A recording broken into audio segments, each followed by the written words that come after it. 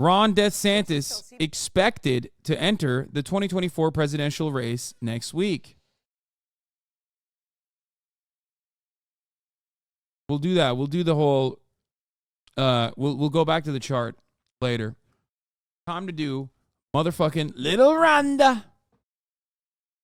I gotta pee. CBS News that Florida Governor Ron DeSantis has made his plans for 2024. What do you think he's decided? Ed O'Keefe is with us from Washington. Ed, good morning. This is a surprise, I would say, to no one, but what are you hearing? Well, Gail, good morning. Two sources close to Governor DeSantis tell CBS News his official filing as a candidate is now set to come next week. The decision to file the paperwork is set to coincide with plans to meet with some of the governor's longtime donors at a hotel in Miami. They're expected to be briefed on plans for the forthcoming campaign and requests that they start help raising big money for the bid. DeSantis has been busy with fellow Republicans in Florida passing a conservative set of legislative priorities. On Tuesday in Tampa, for example, he signed a bill that expands on the state's so-called Don't Say Gay bill. Notably, CBS News polling shows the governor is doing exactly what Republican primary voters want by challenging so-called woke ideas, opposing gun restrictions, and making liberals angry, among other things. We started getting hints of the upcoming campaign last weekend during his trip to the early caucus state of Iowa, where a bus was spotted that read, "Join Team DeSantis for President," with the slogan, "Never back down."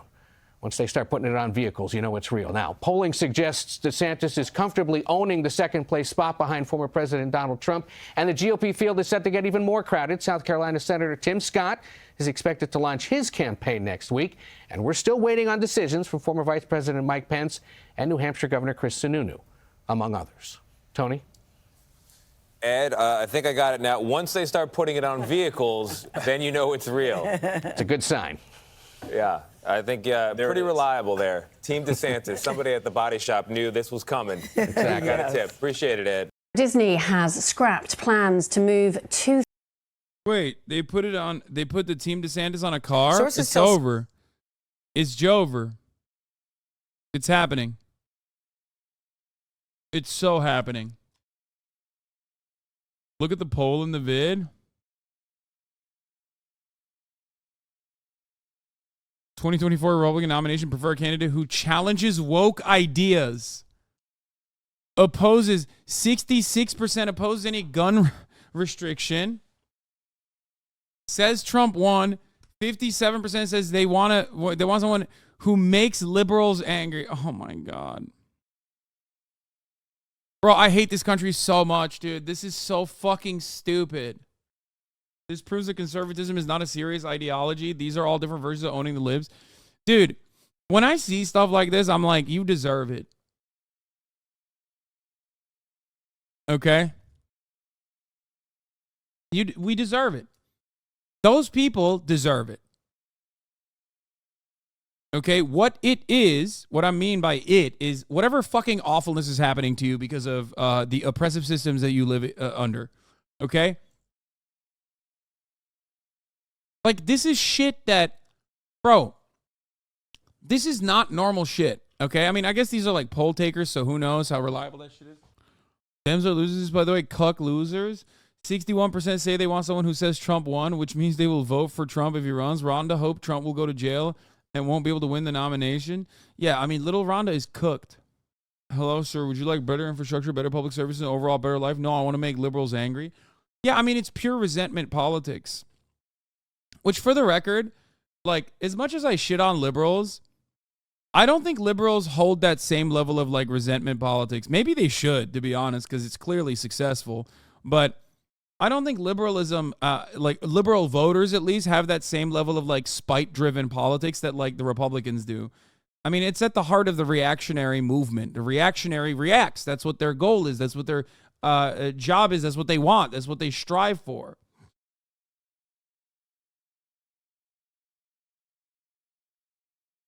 Whereas, like, I feel like liberals, for the most part, if you ask them what their fucking top candidacy preferences are, it's probably going to be somewhere along the lines of, like, you know, fix the economy or some shit. You know what I mean? Whatever the fuck that means. Like, it would probably, here's what the liberal version of this poll would look like. At the top, it would probably be something along the lines of, like, bring civility back.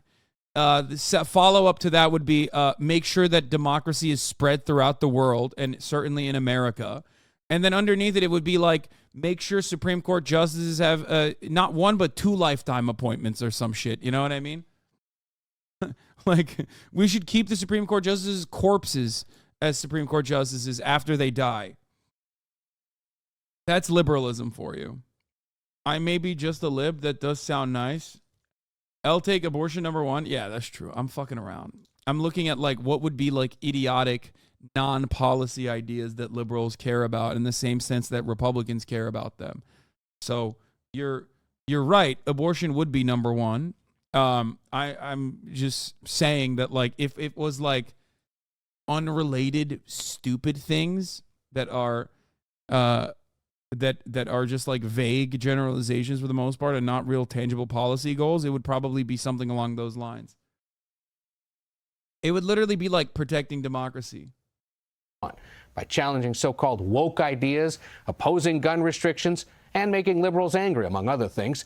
We started getting hints of the upcoming campaign last weekend during his trip to the early caucus state of Iowa. Yeah, this is fucking insane, dude. Actually, insanity. I can't get over this. I'm sorry, I gotta go back to this fucking thing. Oh my God, I'm still thinking about it.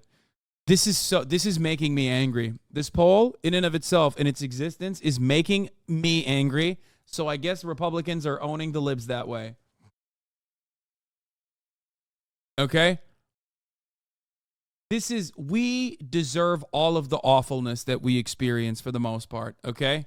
Getting one polled?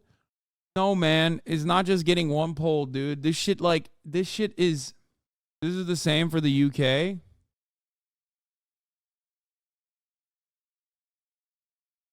Economy, 67%. Healthcare, 57%. Immigration, 27%. Wait, what? What are you talking about? It's not the same. Also, these are specific questions they ask them. And the questions they ask them are better. Here's a poll of the data with the LGBTQ plus questions. Business policy towards LGBTQ community from CBS and YouGov. What is it? Ideology, liberals.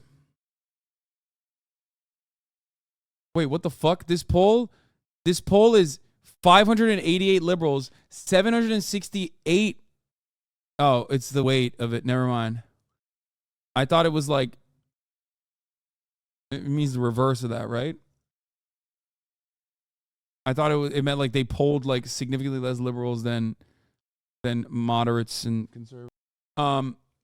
If a corporation or a private business publicly expresses support for rights and issues of concern to the LGBT community, would that make you, for liberals, more likely to buy their products and services? For moderates, 17%, conservatives, 7%, less likely to buy their products and services?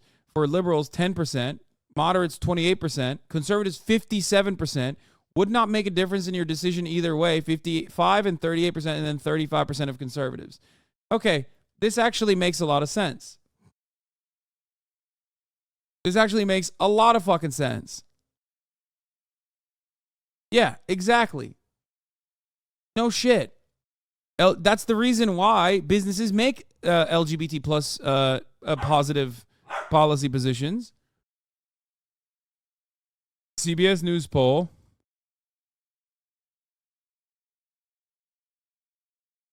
State government policy towards the LGBT community. In a corporation or private business express public support for LGBT, would you like to see your state government try to attract businesses that express the support?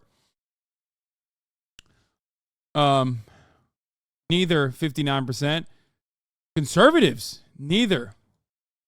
Punish businesses. Conservatives don't care about punishing the businesses or attract businesses that express the support, which is interesting.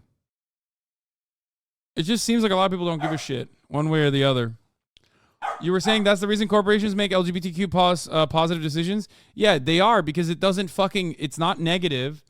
And overall, most people don't give a shit. Like some psychotic conservatives who never shut the fuck up and are constantly chirping, they act like everybody cares about this. But most people don't actually care about this at all. That's why businesses feel safe marketing to like, queer communities like openly, which they should, obviously. Like it's fucking ridiculous.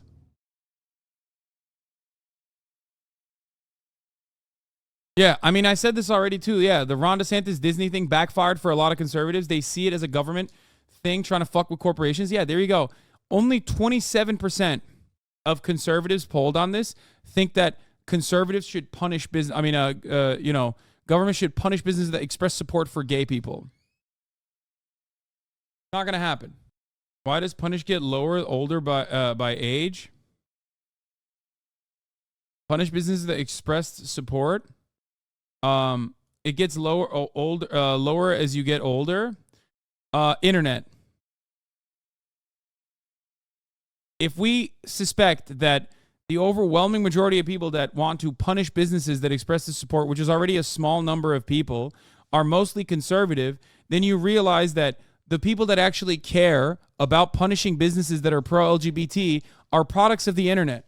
The survey was also only 2,372 adults. Yes, that is insanely normal. If anything, it's more than what the bare minimum should be for a valid poll. Okay, that's good enough sample. 2,375 adults is a very good fucking sample. It's a huge poll. That's a great poll. And a very large sample size, as a matter of fact.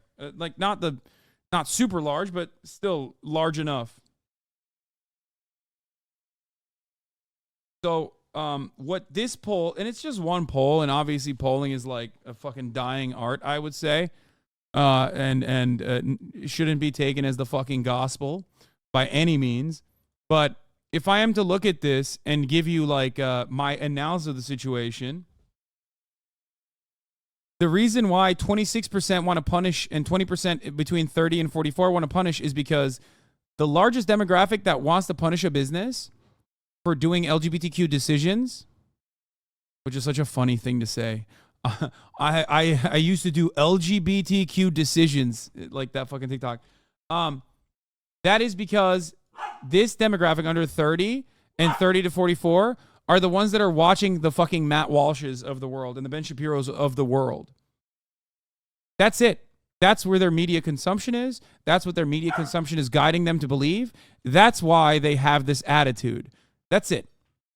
And it also goes to show you, okay?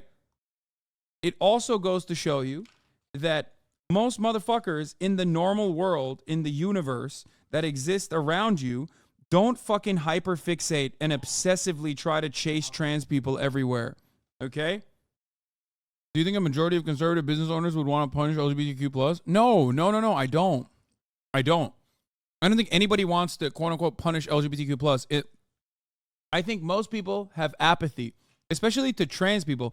I'm not even talking about gay people. Most people don't give a fuck about gay people anymore, okay? It's over. That battle on the social stage has been lost. But even when it comes to trans people, most people are just like, yeah, I don't really get it. I don't really understand it. It's not for me. Who cares? And that's what we say all the time. Studies also show this. Every fucking study that we have looked at, B. Bunjic, thank you for the 10 gift subs, always shows that same reality. Most people just simply have apathy towards trans people. They do not hyperfixate on trans people. They do not care about what trans people are doing all the fucking time. They do not care about the comings and goings, the ins and outs of like trans existence in the way that like Matt Walsh or Ben Shapiro does. You know what I mean?